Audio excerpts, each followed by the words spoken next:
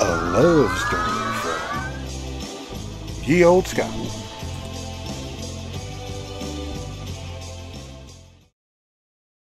Now, the question is, why did the badass William Wallace start his rebellion? What drove this commoner to risk his life, property, hell, everything to take on the greatest military in the entire world at that time? Blind Harry's poem Wallace in 1478 depicts him as being in love with a woman called Marion Bradford. Tragically, she was murdered in Lanark for not submitting to an English soldier's lurid advances. That bastard. Wallace's blood came to a boil, and in a fit of rage, William killed the English sheriff of Lanark, Sir William Heselrigg, in retaliation. Even though this was a recorded event, there is no evidence of Marion's existence. She isn't mentioned at all, which is not that unusual for the times.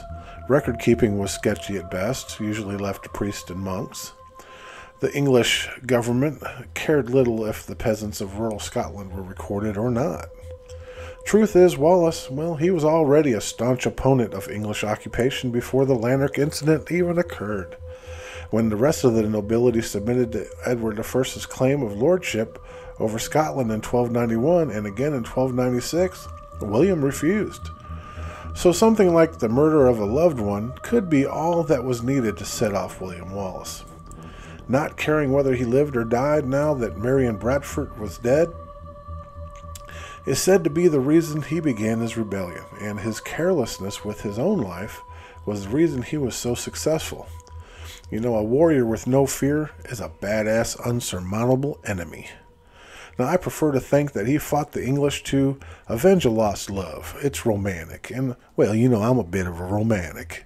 Then when he was successful, well, he just went with it, because he knew that his scenario that probably played out 1,000 times with other men's women, mothers, and children, you know. Heartache was widespread. Now, he unknowingly took the role of savior of Scotland because so few would. Unhonorable nobles, posture for power and money. It took a badass man with vengeance in his heart that could not be quelled to be that savior. Now, he came from a place where so many had so little, sometimes even something to live for. So if he could give them a reason to regain some sense of pride or hope, then his sacrifice would be worth it. Not for Scotland, no, but for the average person who just wanted a better life. Now that's badass. You have seen content from Ye Olde Scot before, but this is special. This new book of mine is a work from my heart. So please watch the video.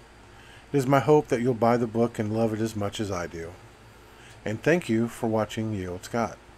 The West Highland Way in Scotland is a hiking dream for Jamie MacDonald and his daughter Neve.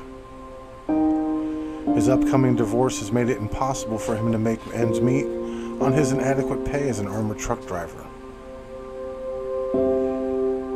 When his daughter dies in a car accident, his whole world is torn apart. What would you do to fulfill your dead daughter's dream when you have nothing left to live for? The West Highland Way by Jeffrey MacDonald.